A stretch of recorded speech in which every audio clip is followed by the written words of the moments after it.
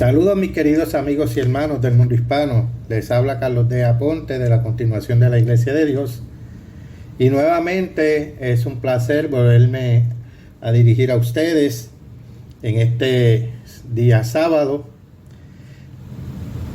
víspera del día de Pentecostés.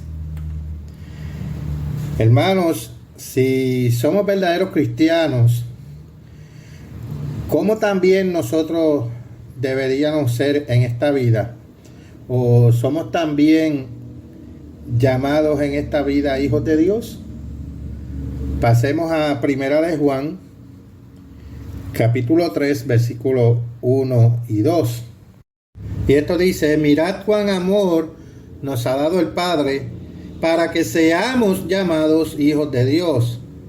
Por esto el mundo no nos conoce, porque no le conoció a Él.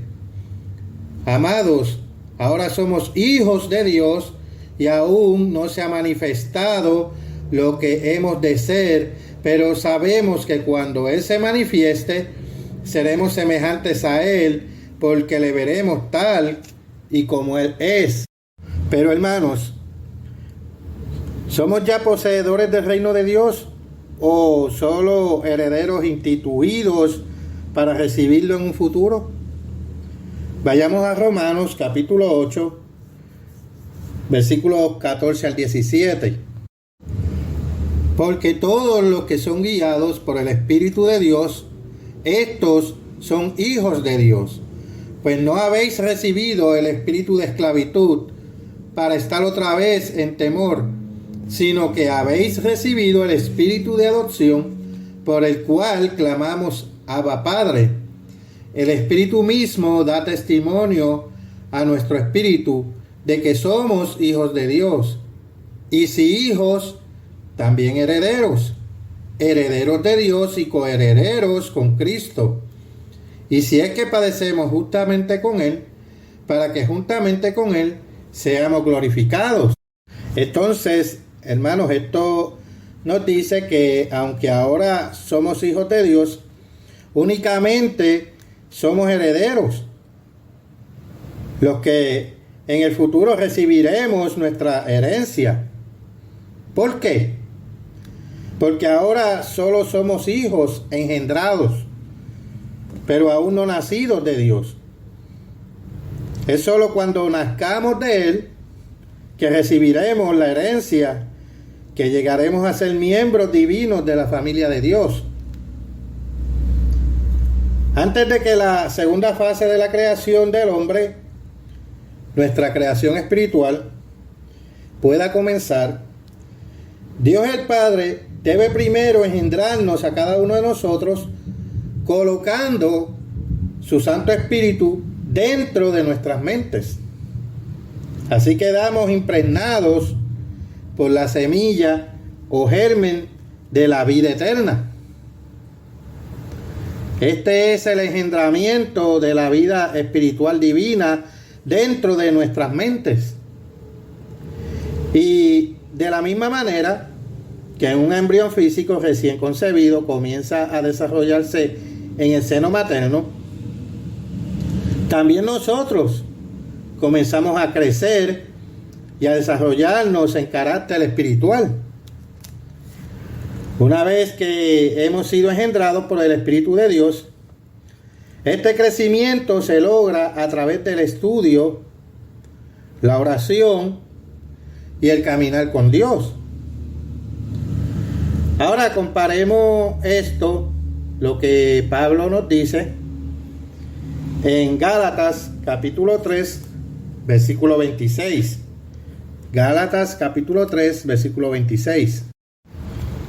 Pues todos sois hijos de Dios por la fe en Cristo Jesús.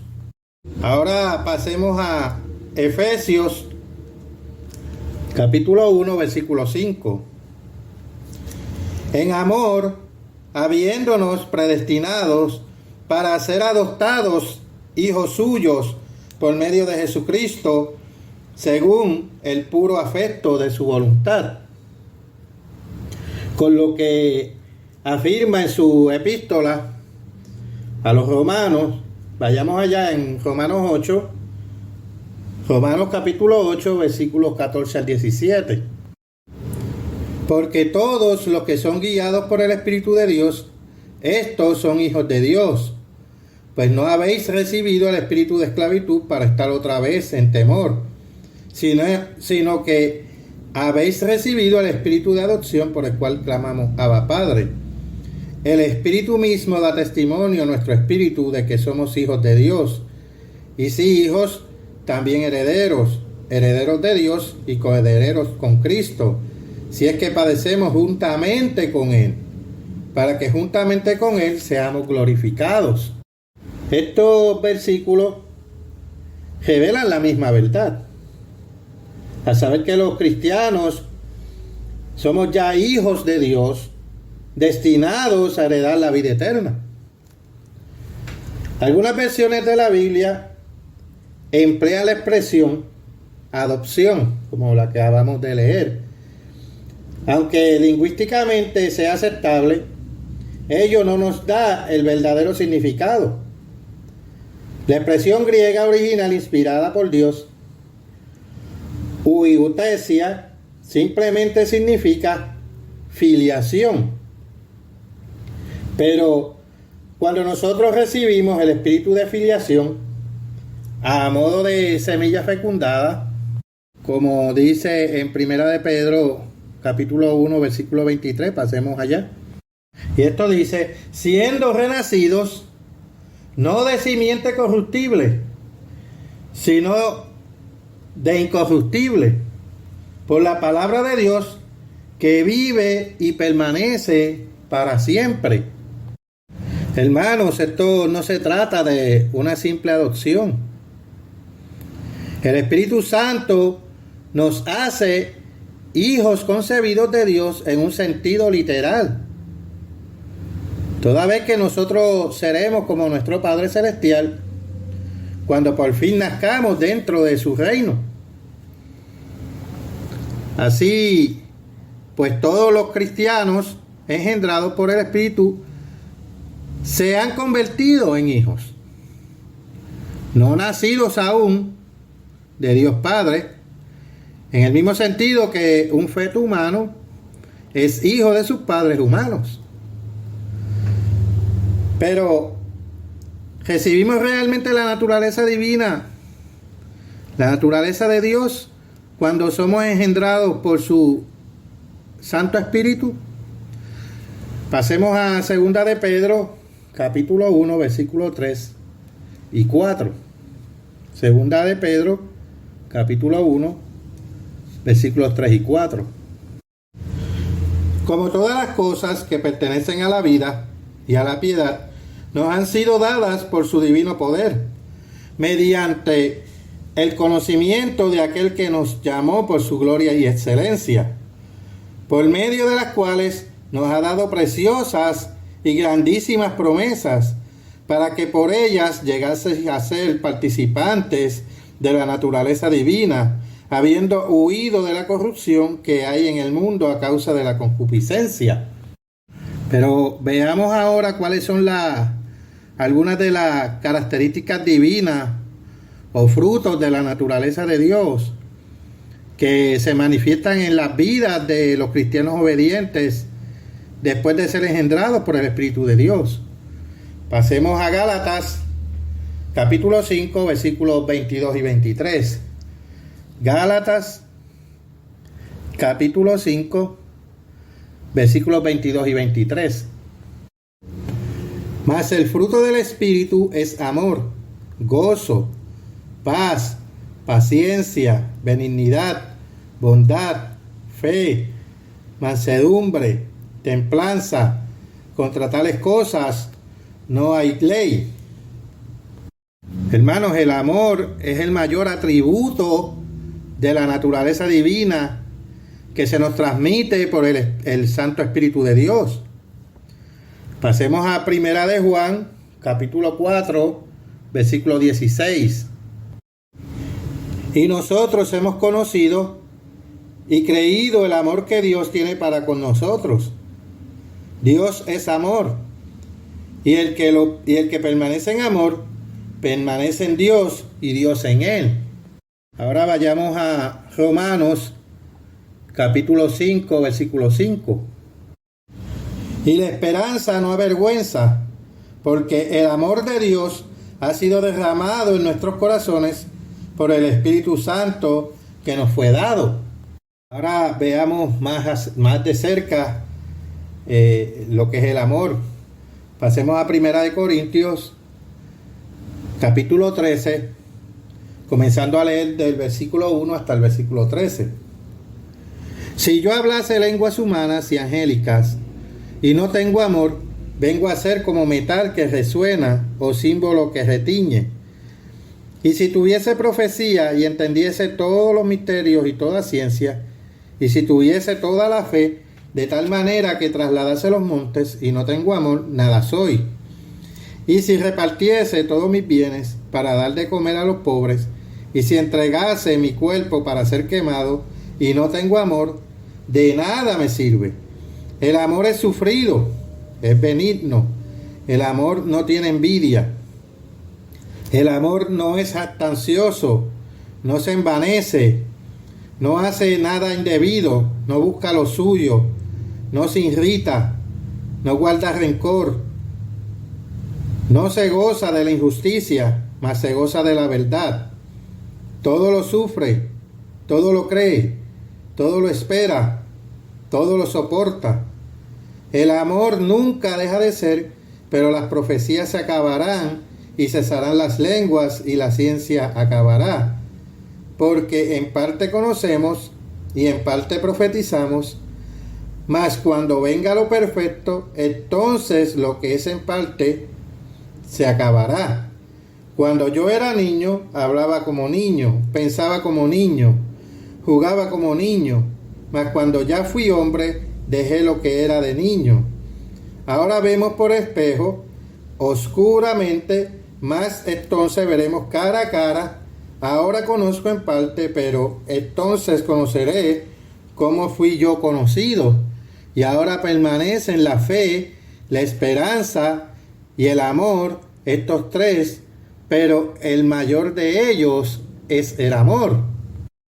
Pero ¿es este el mismo amor que nos capacita para cumplir, obedecer la ley de Dios? Pasemos a Romanos capítulo 13, versículo 10. El amor no hace mal al prójimo, así que el cumplimiento de la ley es el amor. El Espíritu Santo, que cualquier persona obediente a los mandatos divinos puede recibir de Dios, es comparable al esperma de un padre humano. El Espíritu de Dios nos transmite sus atributos espirituales, igual que el espermatozoide, que es una célula reproductora física, transmite al nuevo ser las características de su padre humano. El Espíritu Santo, el germen o semilla, como leímos en 1 de Pedro capítulo 1 versículo 23, por el cual somos espiritualmente engendrados, nos imparte la naturaleza y la vida misma de Dios, nuestro Padre Celestial. Si ustedes realmente son el tipo de cristiano descrito en la Biblia, entonces es ya un hijo engendrado de Dios. Dios el Padre puso dentro de su mente una porción del Espíritu Santo, el esperma o germen de la vida eterna. De la misma manera que el esperma del padre humano fecunda el óvulo de la madre, su mente puede compararse a un óvulo. Usted fue impregnado con el germen espiritual de la vida eterna para que así pudiera comenzar el proceso de su crecimiento espiritual. Pero aún usted no ha nacido de Dios, ni aún está compuesto de espíritu, ni todavía es inmortal. Si usted todavía no es un converso sincero, un genuino y verdadero cristiano, entonces aún no ha comenzado ese proceso de desarrollo. Ahora, por favor, pasemos a 1 Corintios, capítulo 15, versículo 50. 1 Corintios, capítulo 15, versículo 50. Pero esto digo, hermanos, que la carne y la sangre no pueden heredar el reino de Dios, ni la corrupción hereda la incorrupción. Así, hermanos, los seres mortales de carne y hueso no podemos heredar el reino de Dios. Entonces, ¿qué debe ocurrir antes de que podamos nacer como divinos hijos en la familia de Dios? Bajemos al versículo 51. He aquí os digo un misterio. No todos dormiremos, pero todos seremos transformados. En un momento, en un abrir y cerrar de ojos, a la final trompeta, porque se tocará la trompeta y los muertos serán resucitados incorruptibles y nosotros seremos transformados. Porque es necesario que esto corruptible se vista de incorrupción y esto mortal se vista de inmortalidad. Todo lo que nace del Espíritu es Espíritu, según dijo el mismo Jesús en Juan capítulo 3, versículo 6. Pero nosotros, los cristianos, todavía somos seres de carne y hueso. Pero, ¿nació Cristo de nuevo cuando resucitó? Sabemos que pudo atravesar muros sólidos. Pasemos a Juan capítulo 20, versículo 19 al 26. Cuando llegó la noche de aquel mismo día, el primero de la semana, estando las puertas cerradas en el lugar donde los discípulos estaban reunidos por medio de los judíos, vino Jesús y puesto en medio les dijo: paz a vosotros. Y cuando les hubo dicho esto, les mostró las manos y el costado. Y los discípulos se regocijaron viendo al Señor. Entonces Jesús les dijo otra vez: paz a vosotros. Como me envió el Padre, así también yo os envío. Y habiendo dicho esto, sopló y les dijo: recibid el Espíritu Santo. A quienes remitiereis los pecados les son redimidos, y a quienes se los retuviereis les son retenidos. Pero Tomás, uno de los 12, llamado Dídimo, no estaba con ellos cuando Jesús vino. Le dijeron pues los otros discípulos: al Señor hemos visto. Él les dijo: si no viere en sus manos la señal de los clavos, y metiere mi dedo en el lugar de los clavos, y metiere mi mano en su costado, no creeré. 8 días después estaban otra vez sus discípulos dentro, y con ellos Tomás. Llegó Jesús estando las puertas cerradas, y se puso en medio y les dijo: paz a vosotros. ¿Creen ustedes que quienes afirman que ya han nacido de nuevo son capaces de igualar esta hazaña? Jesús dijo que tendríamos que nacer del Espíritu, que deberíamos estar compuestos de Espíritu para entrar algún día en el reino de Dios. Pasemos a Juan capítulo 3, versículo 3 y versículo 5. Respondiendo Jesús y le dijo: de cierto te digo, que el que no naciere de nuevo no puede ver el reino de Dios. Versículo 5. Respondió Jesús: de cierto te digo, que el que no naciere de agua y del Espíritu no puede entrar en el reino de Dios. Entonces ahora veamos que nos exhorta el apóstol Pablo que nosotros debemos hacer en nuestra vida, en esta vida. Perdón, hermanos, dije el apóstol Pablo y realmente quise decir el apóstol Pedro. Por favor, pasemos a 2 de Pedro, capítulo 3, versículo 18. Y él nos exhorta: antes bien, creced en la gracia y el conocimiento de nuestro Señor y Salvador Jesucristo. A Él sea gloria ahora hasta el día de la eternidad. Amén. Ahora veamos lo que nos escribe el apóstol Pablo en Efesios capítulo 4, versículo 15.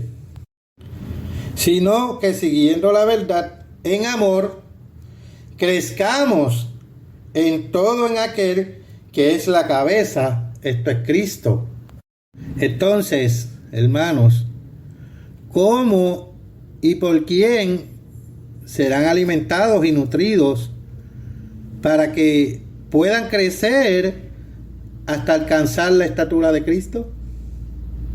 Por favor, pasemos a Primera de Pedro, capítulo 5, versículos 1 y 2.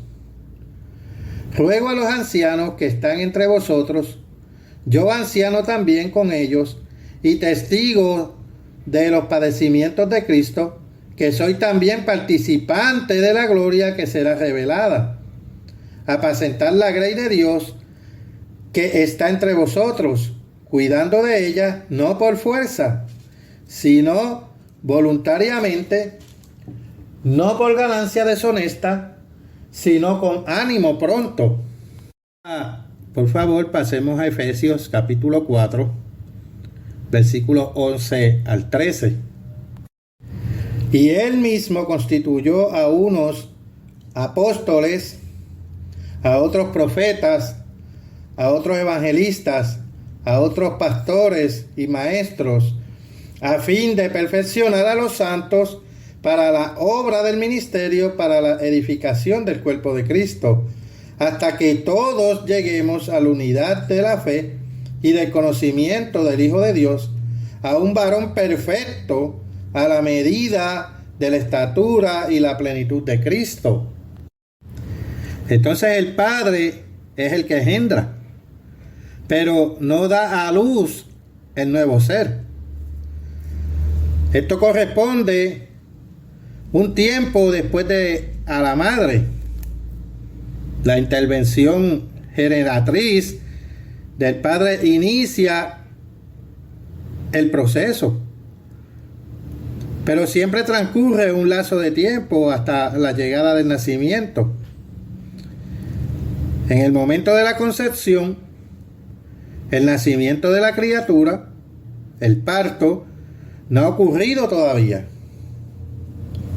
En el caso de la raza humana, el intervalo entre un suceso y otro es aproximadamente de 9 meses. Durante ese intervalo, igual que la madre nutre y protege al hijo o a la hija que lleva en su vientre, la verdadera iglesia ha recibido la misión de nutrir y proteger a los verdaderos cristianos en su matriz espiritual.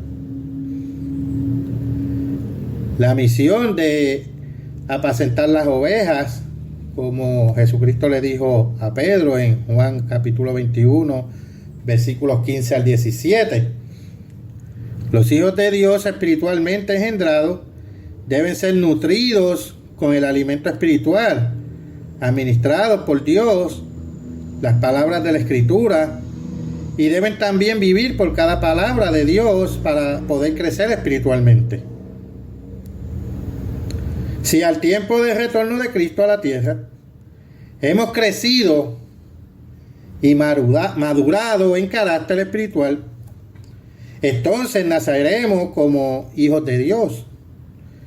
Seremos hijos de la resurrección, como Jesucristo. Ya no estaremos sujetos a la muerte.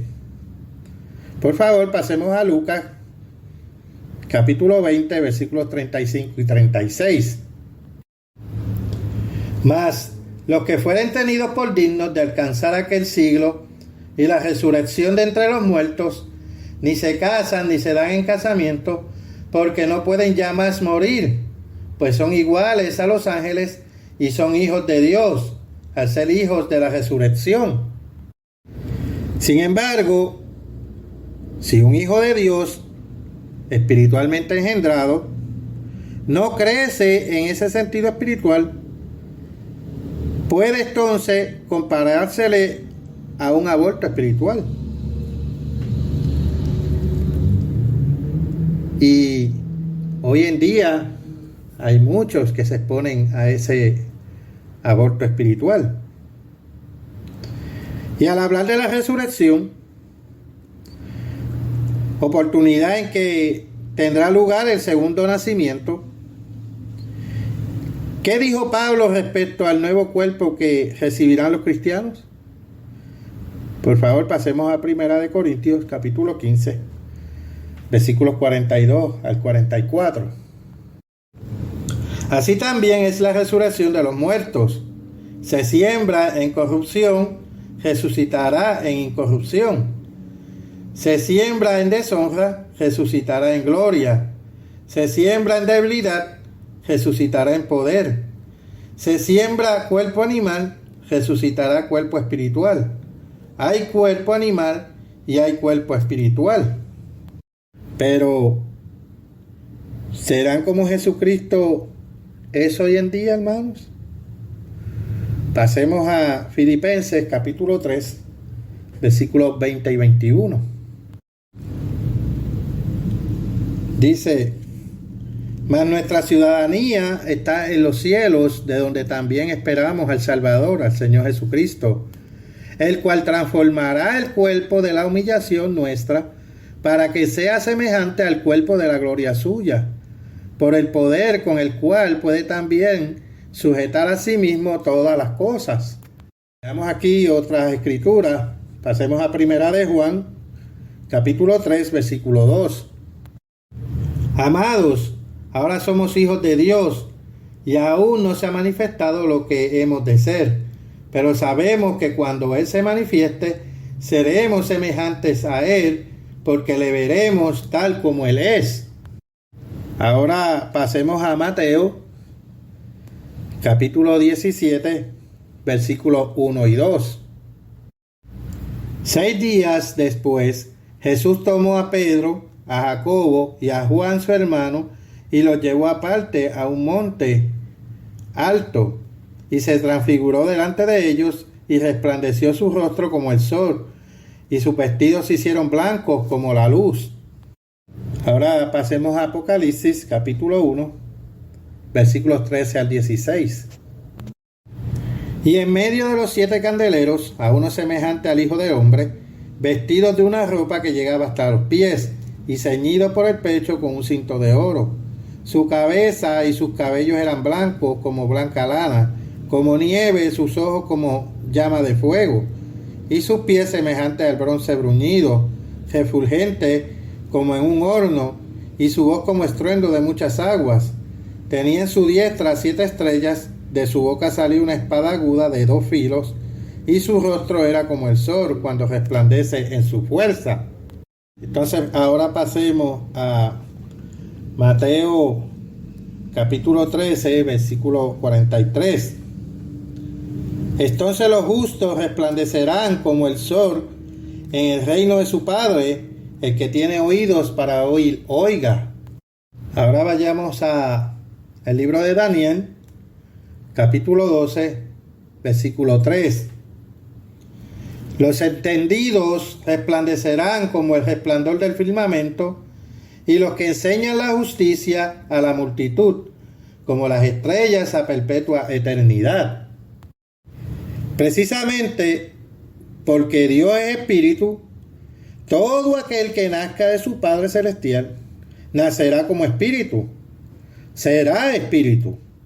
Es decir, al nacer de nuevo estaremos compuestos de la misma sustancia de la que Dios está compuesto, hermanos. Recibiremos cuerpos espirituales como el de Cristo. Seremos glorificados y se nos revestirá de inmenso poder espiritual. La gloria y el poder espiritual de los cristianos que nazcan de nuevo, recibidos en la resurrección, serán tan grandes que sus cuerpos espirituales brillarán como el sol y sus indumentarias resplandecerán de blancura. Y todos los que así lleguen a nacer de Dios, verán a Dios porque estarán en su reino, en su familia divina. Pero hay una gran diferencia entre engendrado y nacido.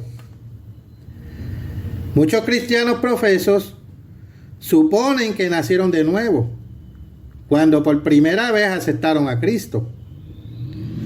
Así, aplicando erróneamente un pasaje bíblico, pasemos allá a Primera de Juan, capítulo 3, versículo 9, para ver de qué se trata este pasaje mal interpretado. Primera de Juan, capítulo 3, versículo 9. Todo aquel que es nacido de Dios no practica el pecado, porque la simiente de Dios permanece en él, y él no puede pecar, porque es nacido de Dios. Pero muchos presumen también que ya no son capaces de pecar más en esta vida. Y esa presunción es totalmente falsa. Y veremos por qué es falsa. ¿Acaso el apóstol Juan dijo que los cristianos pecan a veces? Veamos qué nos dice Primera de Juan, capítulo 1, versículos del 8 al 10.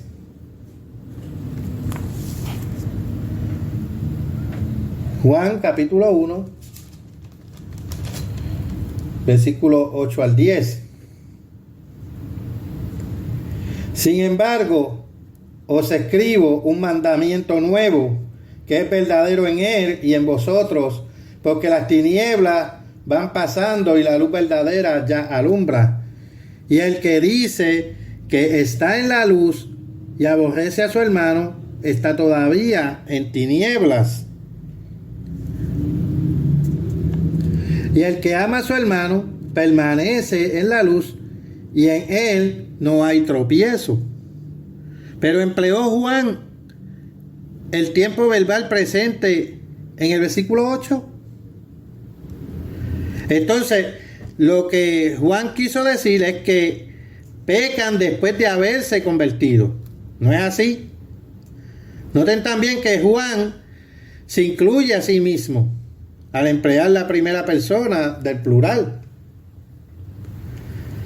¿Estaba el apóstol Pablo acosado por el pecado largo tiempo después de haberse arrepentido y de haber recibido el Espíritu Santo?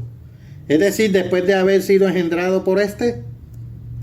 Pasemos a Romanos, capítulo 7, versículos 14 al 25. Porque sabemos que la ley es espiritual, mas yo soy carnal, vendido al pecado.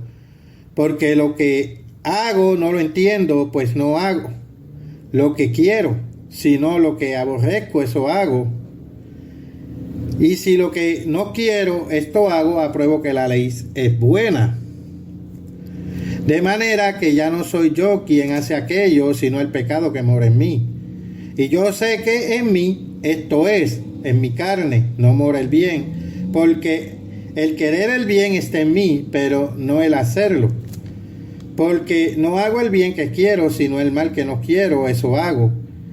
Y si hago lo que no quiero, ya no lo hago yo, sino el pecado que mora en mí. Así que, queriendo yo hacer el bien, hallo esta ley, que el mal está en mí. Porque según el hombre interior, me deleito en la ley de Dios. Pero veo otra ley en mis miembros que se revela contra la ley de mi mente y que me lleva cautivo a la ley del pecado que está en mis miembros. Miserable de mí, ¿quién me librará de este cuerpo de muerte? Gracias doy a Dios por Jesucristo nuestro Señor. Así que yo mismo con la mente sirvo a la ley de Dios, mas con la carne a la ley del pecado. ¿Hay algún varón justo sobre la tierra que alguna vez no haya pecado? Pasemos a Eclesiastés, capítulo 7, versículo 20. Ciertamente no hay hombre justo en la tierra que haga el bien y nunca peque. Así que, hermanos, esto resulta claramente que los cristianos todavía envueltos en esta carne mortal no son ahora perfectos, no son todavía nacidos de Dios. Ahora, en otro versículo, veamos qué dice Primera de Juan, capítulo 5, versículo 18. Sabemos que todo aquel que ha nacido de Dios no practica el pecado, pues aquel que fue engendrado por Dios le guarda y el maligno no le toca. ¿No constituye este pasaje una prueba adicional que corrobora el hecho de que los cristianos aún no han nacido de Dios? La persona que finalmente llegue a nacer de Dios no pecará más. Una vez que al llegar nuestra resurrección seamos nacidos de Dios, entonces sí podremos vivir sin volver a pecar jamás. ¿Cómo? Simplemente porque poseeremos entonces la plenitud del carácter perfecto de Dios y de su divina naturaleza. En otras palabras, no tendremos una naturaleza que pueda caer víctima del pecado. Pero ese momento no ha llegado todavía, hermanos. Mientras solo seamos hijos engendrados de Dios, no nacidos aún, debemos frenarnos a nosotros mismos, debemos continuar resistiendo las tentaciones de la carne. Todavía podemos pecar. Si la tentación nos sorprende desprevenidos o en un momento de debilidad, podemos caer. Pero no podemos practicar el pecado o vivir habitualmente en pecado y ser simultáneamente los hijos engendrados de Dios. Y este es otro significado.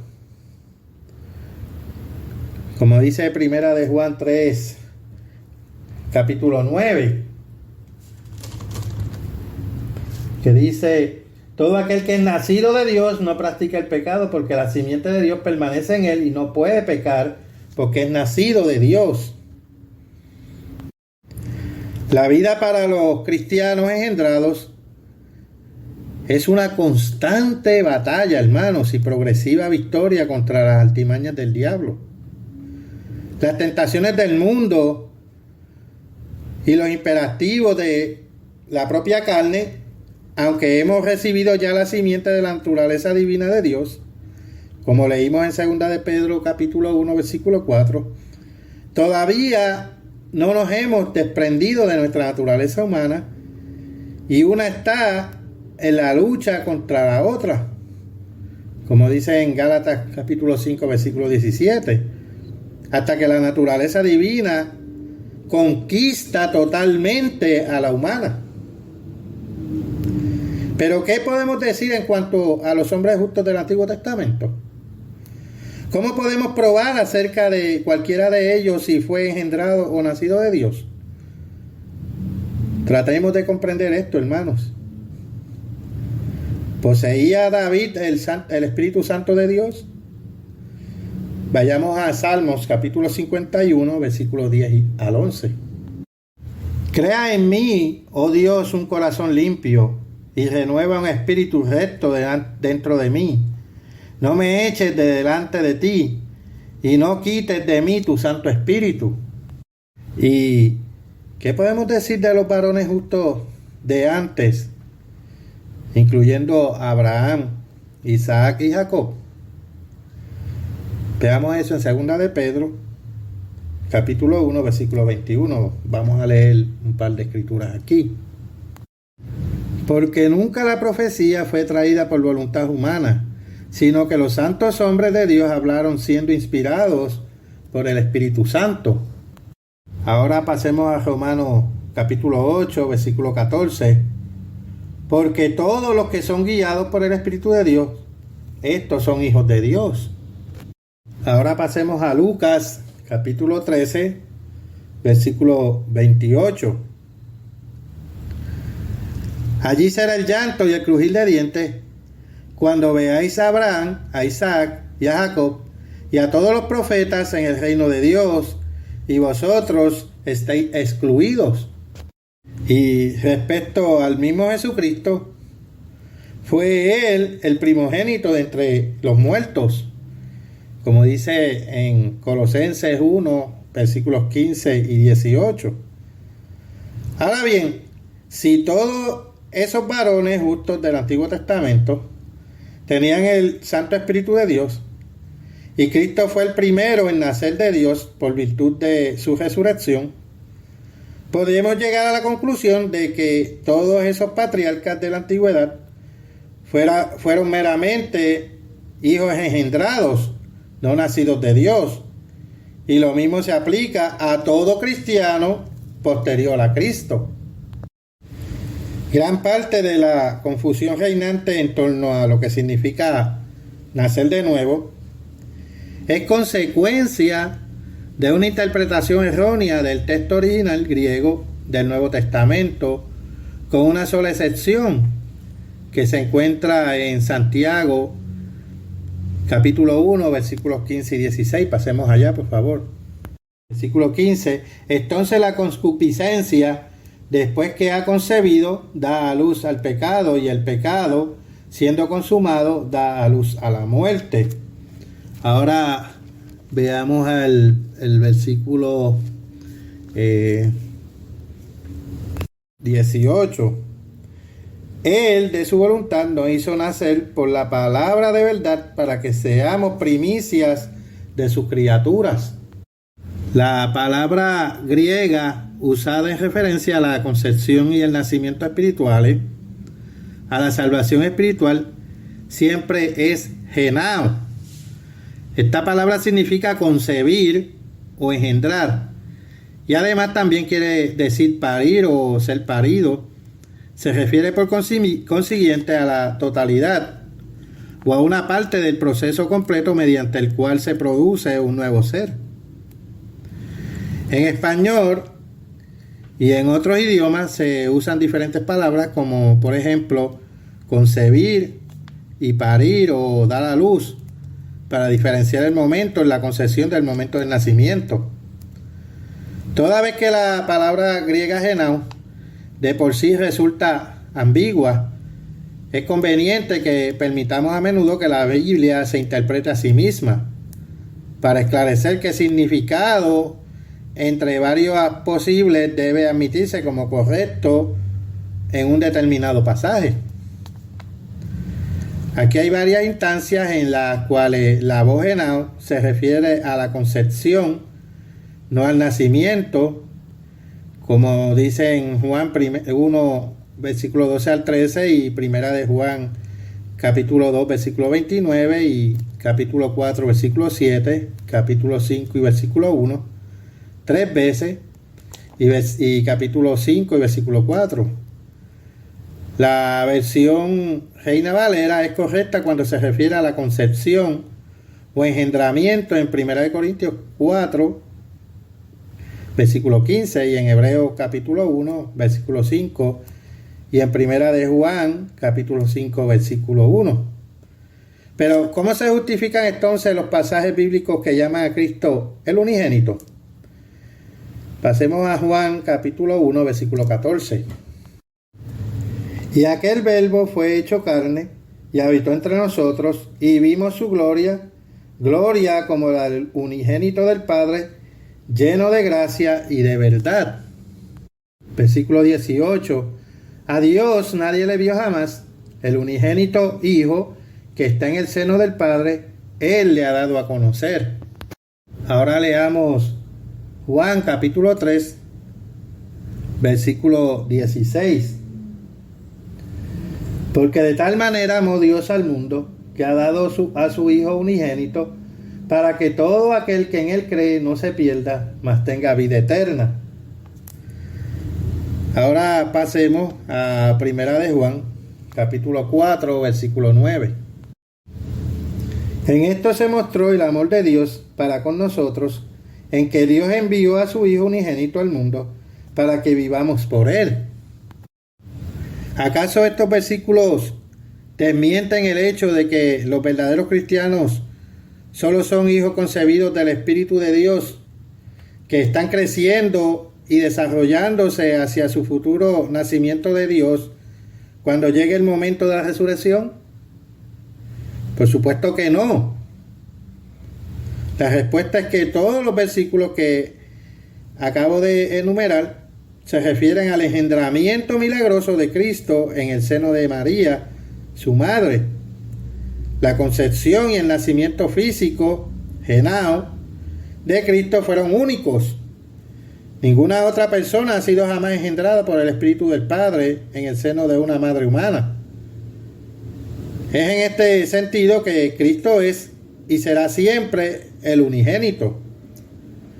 Pero muchos han sido engendrados espiritualmente.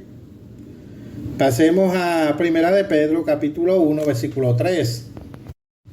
Bendito el Dios y Padre de nuestro Señor Jesucristo, que según su grande misericordia nos hizo renacer para una esperanza viva por la resurrección de Jesucristo de los muertos. Ustedes pueden notar que esta versión Reina Valera de 1960 que estoy utilizando emplea erróneamente la palabra renacer. Como traducción de la voz griega original, anagenao. Sin embargo, la versión moderna de la Biblia de Jerusalén y la versión de Nacalcolunga la traducen correctamente como reengendrar.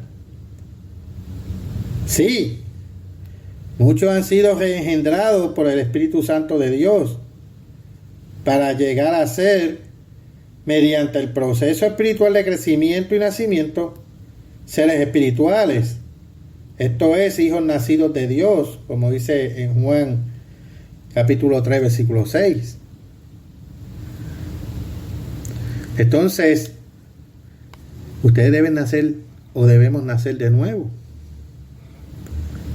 Lo que Dios hizo en la época en que se describe el primer capítulo de Génesis fue una creación física. El hombre, hecho del polvo de la tierra, era el ser material al que Dios quiso modelar, configurar y transformar en una perfecta creación espiritual. Dios nos representa a nosotros como arcilla y se representa a sí mismo como el alfarero que nos modela a su propia imagen. Hablando en un sentido espiritual, cada mente humana es como un óvulo. Cada uno de nosotros nació incompleto, capaz de vivir solo por un reducido número de años. Fuimos hechos en forma tal que tenemos la necesidad de ser impregnados de la vida espiritual del Santo Espíritu de Dios, para que así podamos ser creados en la imagen espiritual de Dios y vivir para siempre.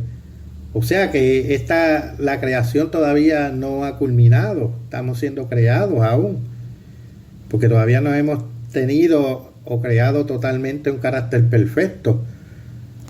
El óvulo humano, una vez que es fertilizado, se convierte en una vida humana concebida, llamada embrión. El seno materno lo alimenta y protege, amparándolo de daños y lesiones físicas hasta que ha crecido lo suficiente para poder nacer. Transcurrida las primeras semanas, el embrión se convierte en feto y finalmente, cuando nace, es ya un bebé humano. Y de modo similar, hermanos, la iglesia de Dios protege y alimenta espiritualmente con la palabra de Dios a los cristianos concebidos para que así puedan crecer espiritualmente, como dice en 2 de Pedro capítulo 3, versículo 18, en el carácter divino de Dios hasta que estén preparados para nacer dentro de su familia. Hay, no obstante, una gran diferencia en esta analogía. El feto humano no alcanza su madurez mental y física antes del nacimiento. Sin embargo, el cristiano espiritualmente concebido sí debe alcanzar un nivel razonable de madurez espiritual antes de nacer de nuevo. La fase principal en el crecimiento y desarrollo del bebé humano se produce cuando ya ha nacido. Pero esto es solo un prototipo de crecimiento espiritual que los cristianos espiritualmente engendrados deben completar o alcanzar antes de nacer de nuevo. Cristo no alcanzó su perfección espiritual después de su resurrección, sino durante la vida humana, dándonos un ejemplo al hacerse Él perfecto. Pasemos a Hebreos capítulo 2, versículo 10. porque convenía a aquel por cuya causa son todas las cosas y por quien todas las cosas subsisten, que habiendo de llevar muchos hijos a la gloria, perfeccionase por aflicciones al autor de la salvación de ellos. Ahora pasemos a capítulo 5 y leeremos al versículo 8 y 9. Aunque era hijo, por lo que padeció aprendió la obediencia, y habiendo sido perfeccionado vino a ser autor de eterna salvación para todos los que le obedecen. Y es de esperar, hermanos, que no haya nadie tan tonto que pueda sugerir que al nacer Cristo como Hijo de Dios por la resurrección, como dice en Romanos capítulo 1 versículo 4, fue resucitado en la forma de diminuto cuerpo infantil como compuesto de espíritu. Cuando Cristo resucitó, lo hizo como adulto, como se dieron cuenta sus apóstoles de que se trataba del mismo Jesús. Sencillamente porque ellos conocían la apariencia física de Cristo, y en su cuerpo resucitado, Cristo podía adoptar la misma apariencia que había tenido antes en su cuerpo carnal. La diferencia estriba en que después de resucitado estaba compuesto de espíritu, no de carne y hueso. Cuando nosotros nazcamos de nuevo, cuando seamos nacidos de Dios, transformados en cuerpos espirituales en la resurrección, también podremos en lo esencial presentarnos con la misma apariencia física que tenemos ahora. En lo que concierne a nuestros rasgos corporales, pero los cuerpos resucitados serán distintos, ya que estarán compuestos de espíritu y no de carne y hueso. Pero, ¿qué es en realidad el crecimiento espiritual? Es, entiéndalo bien, el desarrollo del carácter. Ese carácter es la facultad o actitud que recibe todo hijo engendrado de Dios para discernir entre el bien y el mal, entre los verdaderos valores y los falsos, la verdad y el error, para hacer entonces la elección o decisión correcta, aún entonces en contra de los propios deseos e impulsos y sobreponiéndonos a la tentación. A todo ello hay que añadir la voluntad y la autodisciplina para resistir las incitaciones del mal y obrar el bien. Pero como ya se dijo antes, tenemos que comenzar a desarrollar el carácter espiritual y a crecer hacia nuestra madurez espiritual durante esta vida.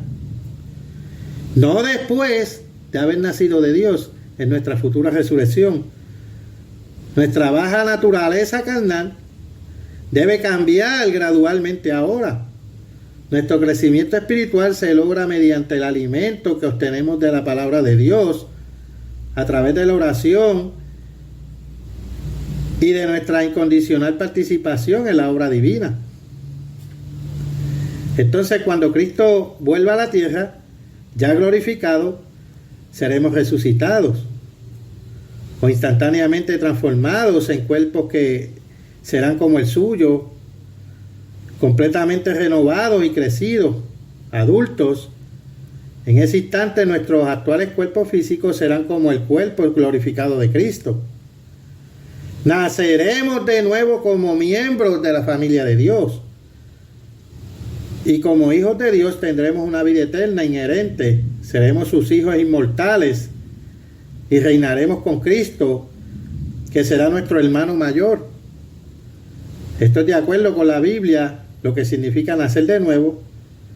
Que Dios les ayude a entender, a comprender esta gloriosa verdad y a convertirse en uno de sus hijos espiritualmente engendrados. Doy por terminado este sermón y estaremos mañana escuchando el sermón del día de Pentecostés. Ha sido un verdadero placer dirigirme a ustedes Les habló Carlos D. Aponte de la Continuación de la Iglesia de Dios. Hasta la próxima, mis queridos amigos y hermanos.